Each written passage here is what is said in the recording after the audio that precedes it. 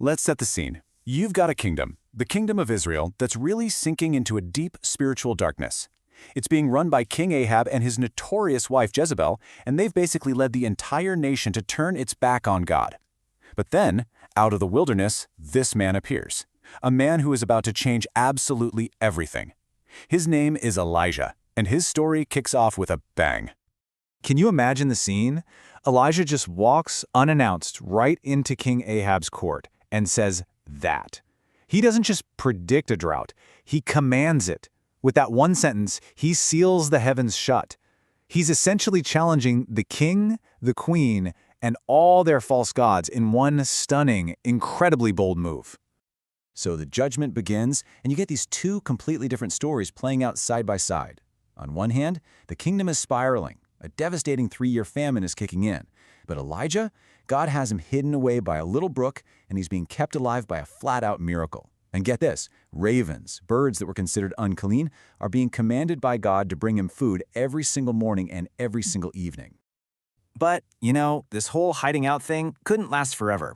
The time was coming for the ultimate confrontation. So after 3 long years, Elijah comes back to face King Ahab, and he sets the stage for a contest that is going to force everyone in Israel to finally make a choice.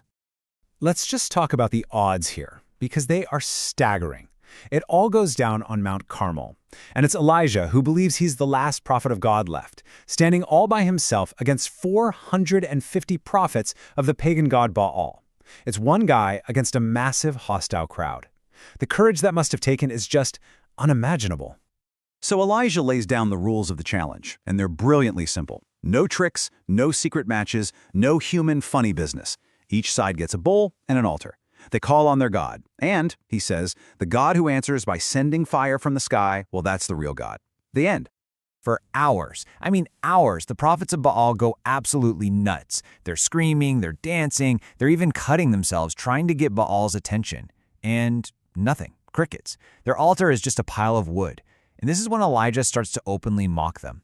He's basically trolling them in front of the entire nation, showing everyone how absurd their frantic worship really is.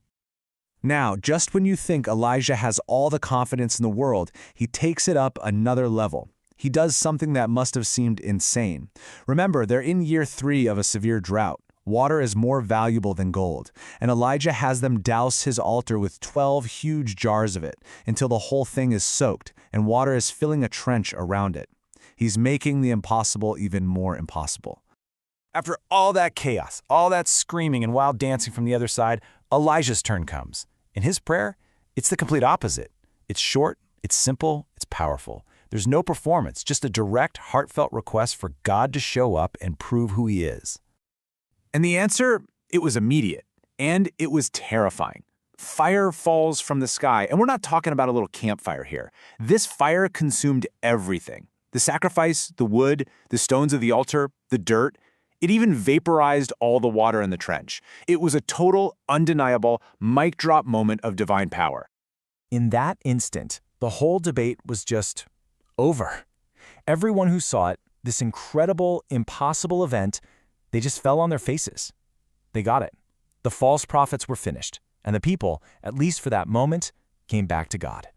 So you'd think, okay, roll the credits, the hero won, it's a triumphant, happy ending, right? Well, not even close. What comes after Elijah's greatest public victory is actually his deepest personal crisis. It's a powerful lesson that even the most incredible moments of faith can be followed by an equally incredible crash. That fire on the mountain was spectacular, for sure. But the fire goes out. What happens to the hero when the adrenaline is gone? The crowd goes home and he's left all alone to face the consequences of what he just did.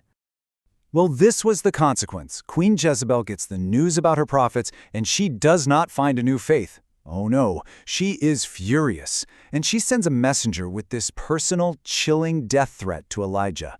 It's just one single sentence, but it's designed to completely undo the hero of Mount Carmel. And you know what? It worked.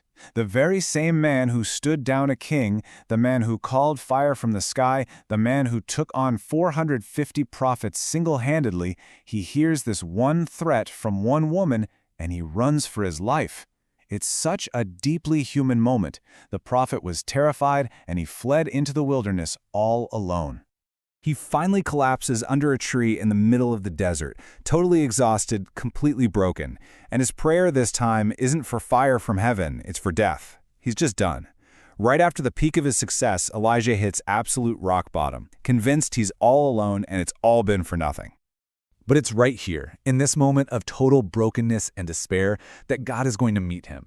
Not with another huge display of power, but in a way that is completely new and totally unexpected. Elijah makes his way to Mount Horeb, the mountain of God, and while he's there, this series of massive events happens. First, a wind so powerful it's literally shattering the rocks. Then, a huge earthquake. Then, another blazing fire. Now, Elijah has seen God's power in the fire before, so you'd think, okay, here he is. But no, the Lord wasn't in the wind or the earthquake or the fire. He was in what came after all of that, a gentle, quiet whisper. And in that quiet moment, God doesn't scold Elijah for his fear or for running away. Instead, he just gently restores him.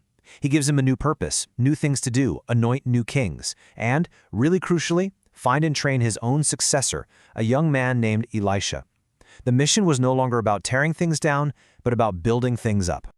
And then God addresses the thing that was hurting Elijah the most, that crushing loneliness. He reveals to Elijah that he was never actually alone. He says, I have reserved 7,000 in Israel who have not bowed down to Baal.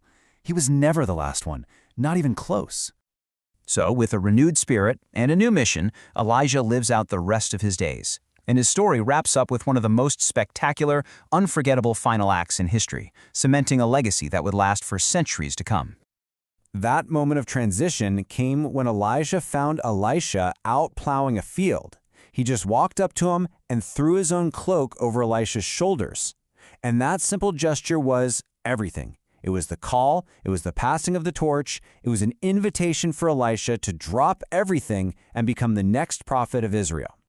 And when Elijah's time on earth was truly done, his exit was just as miraculous as his life had been. He didn't die. He's just walking along with Elisha, and suddenly a chariot of fire with horses of fire appears between them, and Elijah is just taken up into heaven in a whirlwind. I mean, what an exit! A final, breathtaking display for an extraordinary life. You know, Elijah's story is such a powerful reminder that our highest mountains can be followed by our deepest valleys. But it also shows that God's presence isn't always in the big, loud, spectacular fire. So often, it seems, it's in the quiet whisper that meets us when we are at our most broken. And it leaves us with a pretty important question, doesn't it? In our own lives, are we so busy looking for the fire, for the big, spectacular moments, that we're missing the message that's waiting for us in the silence?